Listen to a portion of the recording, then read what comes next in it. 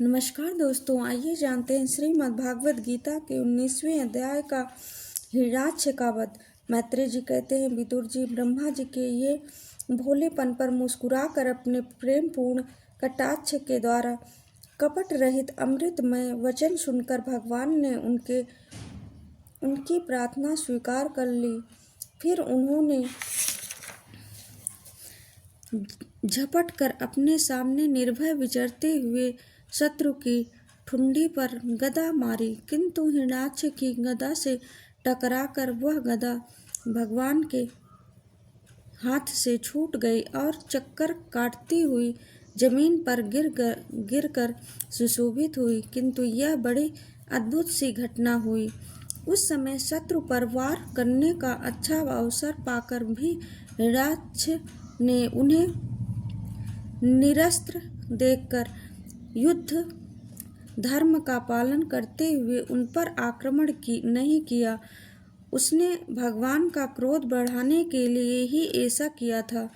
गदा गिर जाने पर और लोगों का हाहाकार बंद हो जाने पर प्रभु ने उसकी धर्म बुद्धि की प्रशंसा की और अपने सुदर्शन चक्र का स्मरण किया।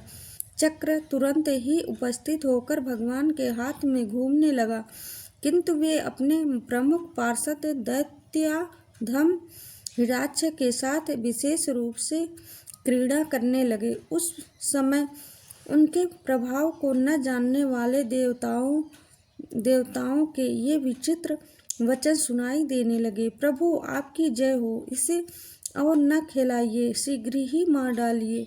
जब यह हिरण्याक्ष ने देखा कि कमलदल लोचन श्री हरि उसके सामने चक्र लिए खड़े हैं, तब उसकी सारी इंद्रियां क्रोध से तिलमिला उठी और वह लंबी सांसें लेता हुआ अपने दांतों से होठ चबाने लगा। उस समय वह तीखी दाढ़ों वाला दैत्य अपने नेत्रों से इस प्रकार उनकी ओर घूमने लगा मानो वह भगवान को भस्म कर देगा। उसने उछल कर ले, अब तू नहीं बच सकता, इस प्रकार ललकारते हुए श्रीहरि पर गदा से प्रहार किया। साधु स्वभाव विदुर जी, यज्ञ मूर्ति श्री वराह भगवान ने शत्रु के देखते देखते लीला से ही अपने बाएं पैरों से उसकी वह वायु के समान वेग वाली गदा पृथ्वी पर गिरा दी और उससे कहा, अरे दैत्य, तू मुझे जीतना चाहता है, इसलिए अपना शस्त्र उठा ले और एक बार फिर वार कर। भगवान के इस प्रकार कहने पर उसने फिर गदा चलाई और बड़ी ही भीषण गर्जना करने लगा। गदा को अपनी ओर आते देखकर भगवान ने जहाँ खड़े थे वहीं से उसे आते ही अनायास इस प्रकार पकड़ लिया जैसे गरुड़ सापिन को पकड़ ले। अपने उद्यम को इस प्रकार व्यर्थ हुआ देख उस महादैत्य का गमन ठंडा पड़ गया और उसका तेज नष्ट हो गया। अब की बार भगवान के देने पर उसने उस गदा को लेना न चाहा, किंतु जिस प्रकार कोई ब्राह्मण के ऊपर निष्फल अविचार मारण आदि प्रयोग करे, मूठ आदि चलाए, वैसे ही उसने श्री यज्ञ पुरुष पर प्रहार करने के लिए एक प्रज्वलित अग्नि के समान लपलपाता हुआ त्रिशूल लिया। महाबली हिरण्याक्ष का अत्यंत वेग से छोड़ा हुआ वह तेज त्रिशूल आकाश में बड़ी तेजी से चमकने लगा। तब भगवान ने उसे अपने तीखी धार वाले चक्र से इस प्रकार काट डाला जैसे इंद्र ने गरुड़ जी के छोड़े हुए तेजस्वी पंख को काट डाला था। भगवान के चक्र से अपने त्रिशूल के बहुत से टुकड़े हुए देखकर उसे बड़ा क्रोध हुआ। उसने पास आकर उसके विशाल वक्ष स्थल पर जिस पर श्रीवत्स का चिन्ह सुशोभित है, कसकर घूंसा मारा और फिर बड़े जोर से गरज कर अंतर ध्यान हो गया। विदुर जी, जैसे हाथी पर पुष्पमाला की चोट का कोई असर नहीं होता, उसी प्रकार उसके इस प्रकार घूंसा मारने से भगवान आदि वराह तनिक भी टस से मस नहीं हुए।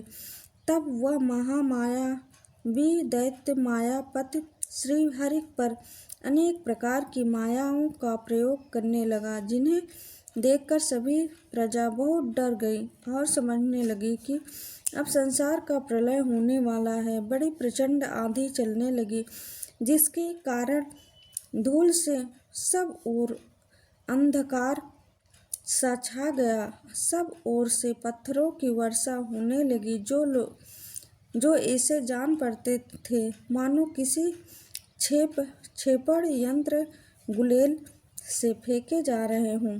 बिजली की चमचमाहट और कड़क के साथ बादलों के घिर आने से आकाश में सूर्य, चंद्र आदि ग्रह छिप गए तथा उनसे निरंतर पीव, केश, रुधिर, विष्ठा, मूत्र और हड्डियों की वर्षा होने लगी। विदुर जी ऐसे ऐसे पहाड़ दिखाई देने लगे जो तरह तरह के अस्त्र शस्त्र बरसा रहे थे। हाथ में त्रिशूल लिए बाल खोले नंगी राक्षसियां दिखने लगी। बहुत से पैदल घुड़सवार, रथी और हाथियों पर चढ़े सैनिकों के साथ आताताई यक्ष राक्षसों का मारो मारो, काटो काटो ऐसा अत्यंत क्रूर और हिंसामय कोलाहल सुनाई देने लगा। इस प्रकार प्रकट हुए उस आसुरी माया जाल का नाश करने के लिए यज्ञ मूर्ति भगवान वाराह ने अपना प्रिय सुदर्शन चक्र छोड़ा। उस समय अपने पति का कथन स्मरण हो आने से दैत्य का हृदय सहसा काँप उठा और उसके स्तनों से रक्त बहने लगा। अपना माया जाल नष्ट हो जाने पर वह दैत्य फिर भगवान के पास आया। उसने उन्हें क्रोध से दबाकर चूर चूर करने की इच्छा से भुजाओं में भर लिया, किंतु देखा कि वे तो बाहर ही खड़े हैं। अब वह भगवान को वज्र के समान कठोर मुक्कों से मारने लगा। तब इंद्र ने जैसे वृत्तासुर पर प्रहार किया था, उसी प्रकार भगवान ने उसकी कनपटी पर एक तमाचा मारा। विश्व विजयी भगवान ने यद्यपि बड़ी उपेक्षा से तमाचा मारा था, तो भी उसकी चोट से हिरण्यक्ष का शरीर घूमने लगा। उसके नेत्र बाहर निकल आए। तब हाथ पैर और बाल छिन्न भिन्न हो गए और वह निष्प्राण होकर आधी से उखड़े हुए विशाल वृक्ष के समान पृथ्वी पर गिर पड़ा। हिरण्यक्ष का तेज अब भी मलिन नहीं हुआ था। उस कराल दाढ़ों वाले दैत्य को दांतों से होठ चबाते पृथ्वी पर पड़ा देख वहां युद्ध देखने के लिए आए हुए ब्रह्मादि देवता उसकी प्रशंसा करने लगे कि अहो, ऐसी अलभ्य मृत्यु किसको मिल सकती है। अपनी मिथ्या उपाधि से छूटने के लिए जिनका योगी जन समाधि योग के द्वारा एकांत में ध्यान करते हैं, उन्हीं के चरण प्रहार से उनका मुख देखते देखते इस दैत्य ने अपना शरीर त्यागा। ये हिरण्यक्ष और हिरण्यकश्यप भगवान के ही पार्षद हैं। इन्हें शापवशीय अधोगति प्राप्त हुई है। अब कुछ जन्मों में ये फिर अपने स्थान पर पहुंच जाएंगे। देवता लोग कहने लगे, प्रभु आपको बारंबार नमस्कार है। आप संपूर्ण यज्ञों का विस्तार करने वाले हैं तथा संसार की स्थिति के लिए शुद्ध सत्वमय मंगल विग्रह प्रकट करते हैं।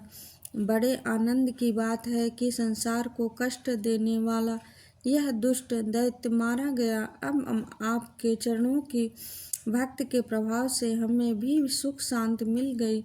मैत्रेय जी कहते हैं, विदुर जी, इस प्रकार महापराक्रमी हिरण्याक्ष का वध करके भगवान आदि वराह अपने अखंड आनंदमय धाम को पधार गए।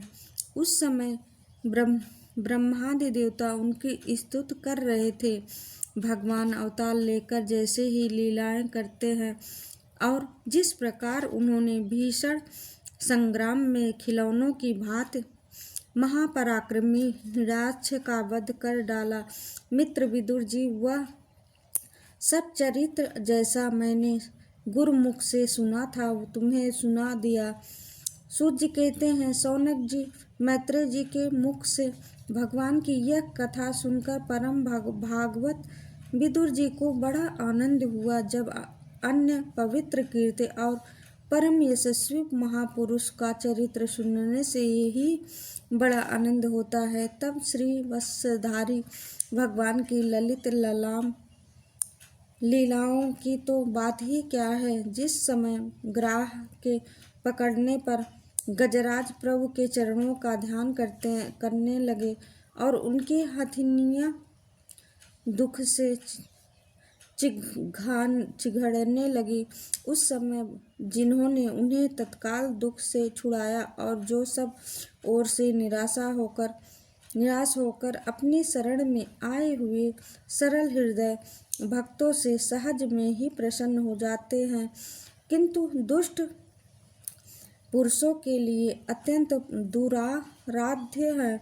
उन पर जल्दी प्रसन्न नहीं होते। उन प्रभु के उपकारों को जानने वाला ऐसा कौन पुरुष है जो उनका सेवन न करेगा। शौनक आदि ऋषियों पृथ्वी का उद्धार करने के लिए वराह रूप धारण करने वाले श्रीहरि का इस हिरण्यकश्यप वध नामक परम अद्भुत लीलाओं को जो पुरुष सुनता, गाता अथवा अनुमोदन करता है, वह ब्रह्म हत्या जैसे घोर पाप से भी सहज में ही छूट जाता है। यह चरित्र अत्यंत पुण्यप्रद, परम पवित्र, धन और यश की प्राप्त कराने वाला है और कामनाओं की पूर्ति करने वाला तथा युद्ध में प्राण और इंद्रियों की शक्ति बढ़ाने वाला है। जो लोग इसे सुनते हैं अथवा कहते हैं, उन्हें अंत में श्रीमद् भागवत आश्रय प्राप्त होता है। बोलो श्री विष्णु भगवान की जय। अगर आपको हमारा वीडियो अच्छा लगे और ज्ञानवर्धक लगे तो प्लीज़ हमारे वीडियो को लाइक, सब्सक्राइब और शेयर करिए।